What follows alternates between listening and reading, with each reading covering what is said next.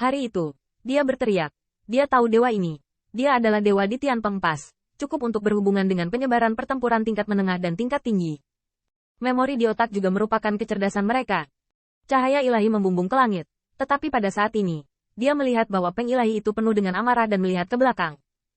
Tubuh yang berangsur-angsur menjadi lebih kecil, berubah menjadi puluhan ribu meter yang luar biasa. Shen Peng melebarkan sayapnya, dihadapkan dengan serangkaian busur silang, memicu divine power, dan menghantam kapal perang angkatan laut dalam postur menyelam. Ledakan. Tanda seru. Melihat bulu Dewa Kunpeng yang jatuh dan kapal perang yang rusak, ia mengguncang pergelangan tangannya hari itu dan kembali dengan tombak, yang masih berlumuran darah naga dewa. Peng Old Seven. Aku menang. Tian Jiang mengatupkan giginya dan melihat mayat Shen Peng yang ditelan oleh Tian He dalam sekejap mata. Ini sudah terlambat untuk diselamatkan, dan tidak perlu untuk menyelamatkannya. Pergi ke jenderal. Baru saja pengintai klan Kunpeng telah memastikan formasi armada pelopor ketiga kita. Apakah kamu ingin menyesuaikan formasi pertempuran?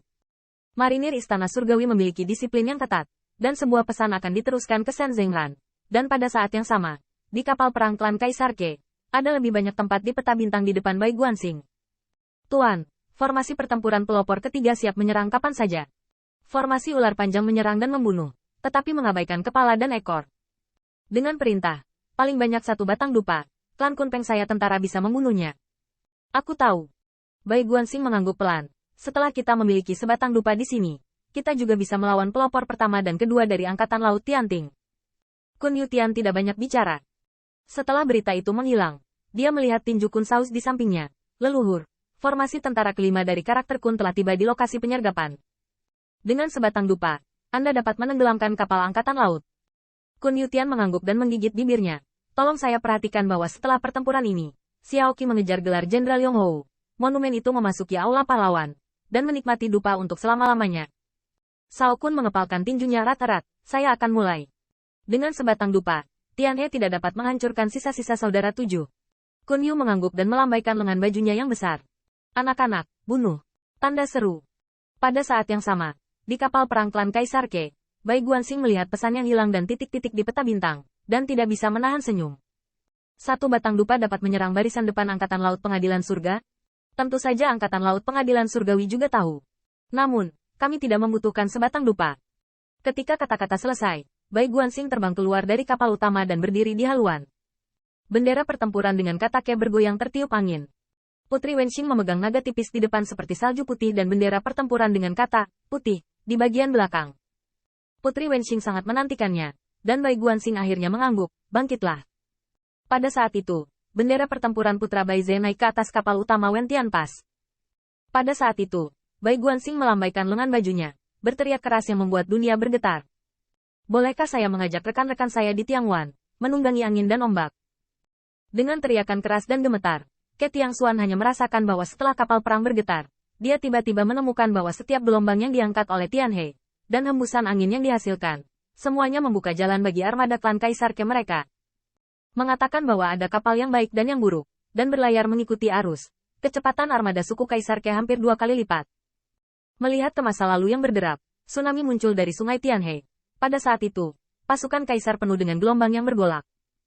Beritahu seluruh tentara bahwa setelah Banzuk siang, mereka akan melawan barisan depan pertama dan kedua dari Angkatan Laut Tianting. Pada saat yang sama, di kapal utama Angkatan Laut Tianting, Shen Zengran mengerutkan kening saat dia melihat transmisi.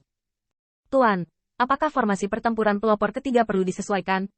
Saat ini, di kapal utama Angkatan Laut, dapat dikatakan bahwa yang kuat berkumpul.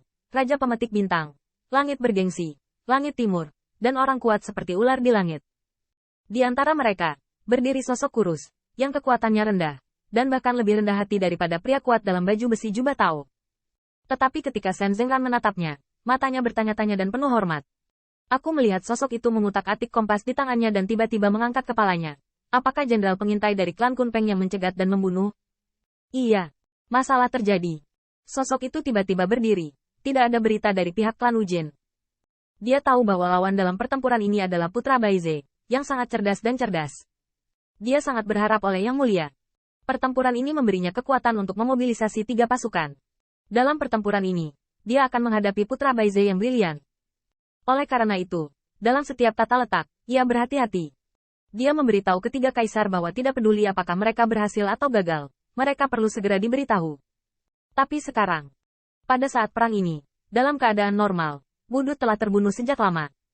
Mustahil, tidak ada satu pesan pun yang datang. Sesuatu terjadi pada suku Ujin. Teriakan dingin sosok itu mengejutkan kerumunan Wei Lingtian. Tahukah Anda, 3 kaisar pergi ke klan Ujin. Apa yang bisa terjadi? Dan melihat situasinya tidak baik, bukankah ketiga pembangkit tenaga listrik kerajaan tahu bahwa Mingze akan melindungi dirinya sendiri? Menurut rencana Tuan, ketiga kaisar hanya perlu muncul, dan anti pencuri hanya perlu mengirim orang-orang kuat untuk mengepung dan menekan mereka. Bahkan, tujuannya sudah tercapai. Serangan Zenmoguan berjalan dengan baik. Bidang bintang pertama dari klan Ujin telah dilanggar. Tuan, apa yang terjadi? Sosok itu menamparkan kompas di tangannya. Kaisar Keklen, datanglah kepada kita. Di waktu normal, kami waspada untuk memata-matai formasi militer kami. Tidak perlu mengirim dewa untuk menyelesaikannya dalam postur fana. Begitu kata-kata ini keluar, pembangkit tenaga listrik di kapal utama segera menghirup udara dingin. Tetapi Shen Zengran tampak serius dan melengkungkan tinjunya dan berkata, Tuan bijaksana. Sosok itu tampak seperti senyuman tetapi tidak tersenyum, melalui seluruh pasukan angkatan laut. Bentuk pasukan pertahanan. Pelopor ketiga tidak dapat dilindungi, buang saja. Halaman belakang dan Zenmoguan sedang terbakar. Ingin menggunakan air Tianheku untuk memadamkan api? Jenderal Shen, ingat, pertempuran ini hanya satu kata, tarik. Satu ledakan akan gagal lagi dan lagi. Pertahanan angkatan laut dapat memanfaatkan lokasi. Bai Guanxing ingin menggunakan api untuk mengundang cuaca. Selama Anda menyeretnya, Putra Baize adalah divisi militer, dan itu tidak akan menyerang dan menghancurkan dirinya sendiri. Tawa sosok itu menjadi semakin jelas. Meskipun saya tidak tahu siapa yang pergi ke klan Wujin, itu pasti kekuatan 3 kaisar yang dapat menahan 3 kaisar. Sekarang klan kaisar memiliki kekuatan bagaimana banyak kaisar? Putra Baize, kebijaksanaan lebih rendah daripada kekuasaan. Apakah Anda ingin mendapat manfaat dari waktu dan orang-orang dan tanah? Kalau begitu cobalah. Saat suara itu selesai, kompas di tangan sosok itu bergetar, dan awan gelap melayang ke atas. Di antara awan gelap, orang bisa melihat kapal utama klan Dao Dike tenggelam ke dalamnya. Awan gelap, angin kencang, dan guntur gelap ada di mana-mana. Armada klan Kaisar Ke, yang sedang mengendarai angin dan ombak, tiba-tiba menyentuh karang, dan air di Tianhe terbalik, menyebabkan banyak kapal perang mendengar suara teredam robek selain. Meskipun kapal utama klan Kaisar Ke berjarak puluhan ribu mil, tetapi tiba-tiba awan gelap ada di mana-mana, dan variabel pembalikan kekuatan air telah membuat kapal utama pemenang bergoyang. Putri Wenxing terhuyung-huyung, tubuhnya bergoyang-goyang.